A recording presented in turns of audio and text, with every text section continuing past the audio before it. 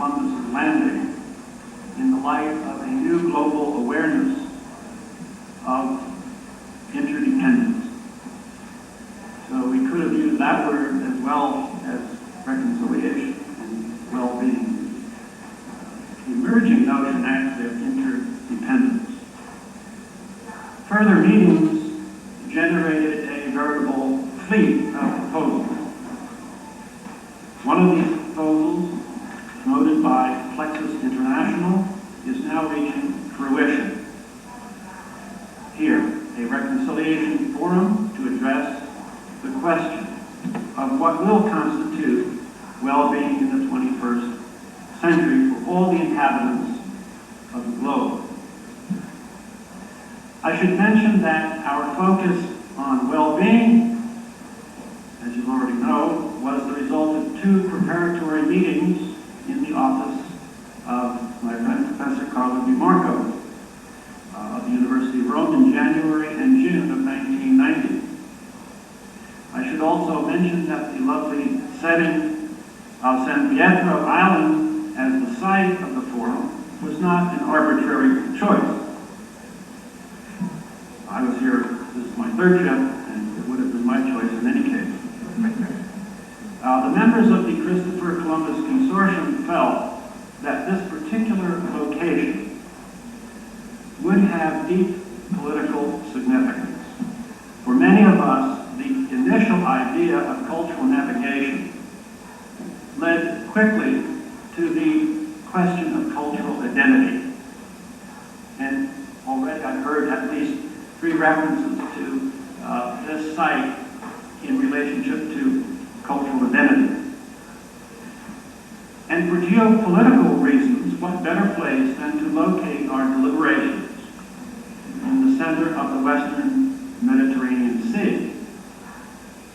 San Pietro Island was selected not only because of the amusing story of how Columbus allegedly altered the ship's compass to mislead his crew into continuing on his intended course to Tunisia. More seriously, Sardinia provides us, I think, with a symbolic setting for fresh attempts at reconciliation between the peoples of the East and West, as well as the peoples of the North and South. Of course, those directions of the compass are code words, as we heard, of technologically advanced countries and developing countries, but depending on which culture and what country and which language you're speaking, they may have be quite different code words. But surely, the question of cultural identity of Sardinia itself poses a challenge. The nutritional, social, ethical, and economic aspects of well-being will undoubtedly receive critical attention in the proceedings of this forum.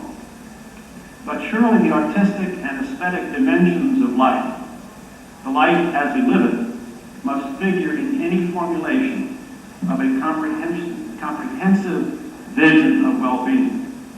The arts make visible our cultural identity and provide a direct measure of the vitality of the culture in which a particular art object or event is embedded. It follows, I think, that the arts have a special role to play in relationship to the well-being of the members of each of the cultures of the world. For one organization represented here, the acronym is ESALTA, it is not enough to document the arts in their cultural setting, but to take steps to enhance the arts, and thus the quality of the lives people live. The name of this international group states its purpose, the International Society for the Advancement of Living Traditions of Art. Historically, artistic decline accompanies the loss of cultural identity.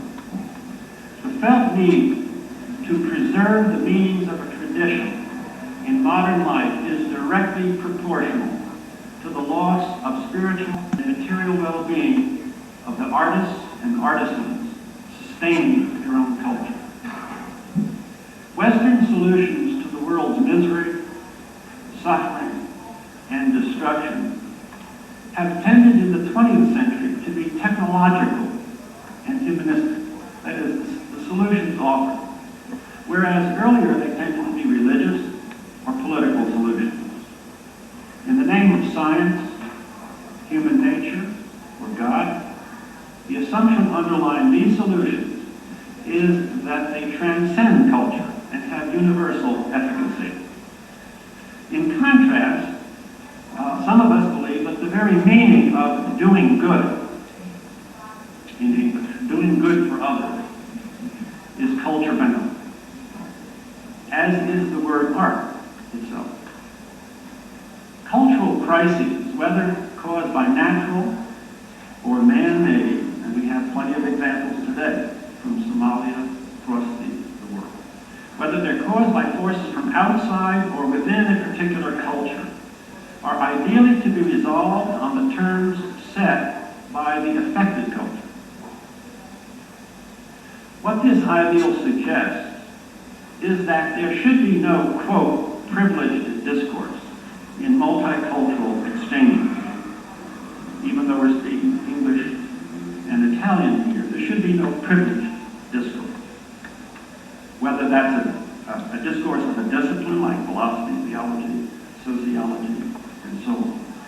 Communication of both inside and outside understandings of issues affecting well-being in the 21st century must be encouraged from all cultural perspectives.